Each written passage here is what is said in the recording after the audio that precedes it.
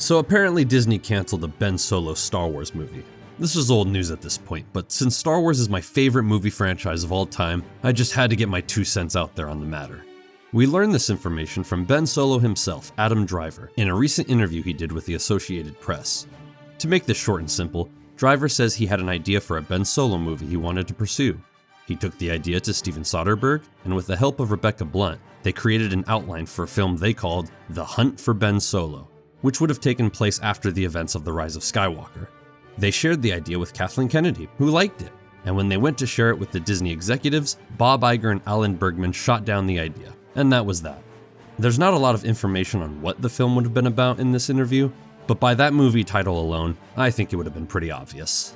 Now, I'm about to say something so controversial yet so brave, but the Disney sequel trilogy was a major failure. Say what? Yes, I know, such a based and original take. Each movie in the sequel trilogy not only became more and more scrutinized by fans of the franchise, but also showed diminishing returns at the box office. That's not a sign of a healthy and successful trilogy. So to make a new Star Wars movie following the sequels, with the events of said movie also taking place after the events of The Rise of Skywalker, is an awful idea, and Disney was smart enough to know that. Now granted, they are doing that Ryan Gosling Star Wars movie that's supposed to take place years after The Rise of Skywalker, which is also an awful idea, but they at least had enough common sense to try and wait a decade before making a movie set after the sequel trilogy. Now, because this is Disney, they can never just make a good decision with an intelligent reason behind it. They had to follow it up by saying something dumb. In the interview, Adam Driver also states the reason Disney said no to the Ben Solo movie is because at the end of the trilogy, we see the character die, so it wouldn't make sense for him to return in another film.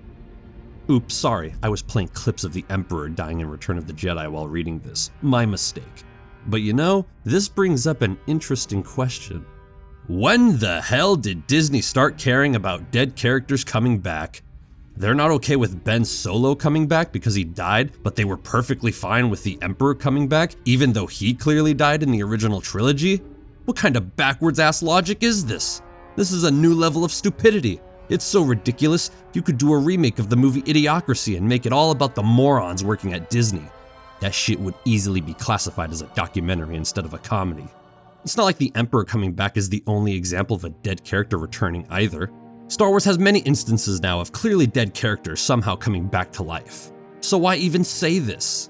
This only proves Disney is completely out of touch with the franchises they own. They know absolutely nothing about them. But now I want to move on to the main topic that has resulted from all this news. Ever since the interview dropped, those who are fans of the sequel trilogy and Disney Star Wars as a whole have decided to create a false narrative that Bob Iger is solely at fault for the terrible state Star Wars is in and reject any blame that can be put on Kathleen Kennedy. A lot of these fans, are also using the cancellation of The Acolyte as more solid evidence to push this narrative, since it was Disney who came out and publicly canceled the show, instead of Lucasfilm.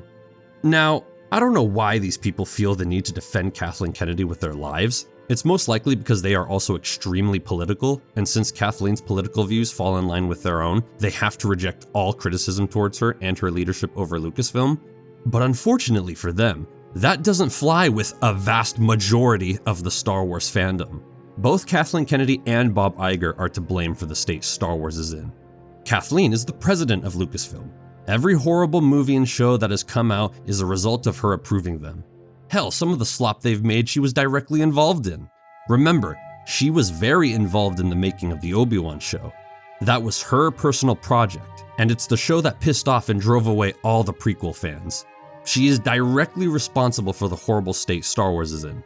Now granted, there has been some good stuff she's approved of, Andor is the best and really the only example in my opinion. But overall, she has more bad decisions that have damaged the franchise than good ones. Now Bob Iger is very much to blame too. While he may not be directly involved with the franchise like Kathleen is, the fact he hasn't fired her after so many failures makes him guilty by default. Sure, he's made some good decisions too, like saying no to the Ben Solo movie and canceling The Acolyte. But if you're willing to cancel projects that could and were costing you money, then why not get rid of the person greenlighting all the projects that are costing you money? I have a feeling his reasoning is the same reason why the Disney Star Wars fans defend her so much. Speaking of Disney Star Wars fans, because of the news of a canceled Ben Solo movie, A lot of them seem to believe Disney passed up $1 billion opportunity by not greenlighting this movie. You see, a lot of these fans, especially the Reylo freaks, and yes, I mean freaks, think this could have been a huge hit because Ben Solo was by far the best part of the Disney sequel trilogy. But no, he wasn't. He was just as poorly written as every other character in the sequels. The reason these people like Ben Solo so much is not because they like the character, but because they like Adam Driver. This is a classic case of a likable and talented actor elevating a poorly written character. This is no different than the late Ray Stevenson playing as Baylan Skoll in the Ahsoka show. The character of Baylan is dull, lacks any personality, and is made to be overly mysterious in order to make him seem cooler than he really is. But because Ray Stevenson was such a fantastic actor, he made Baylan the best part of the show for a lot of people. Not because the character was good, but because Ray Stevenson was good.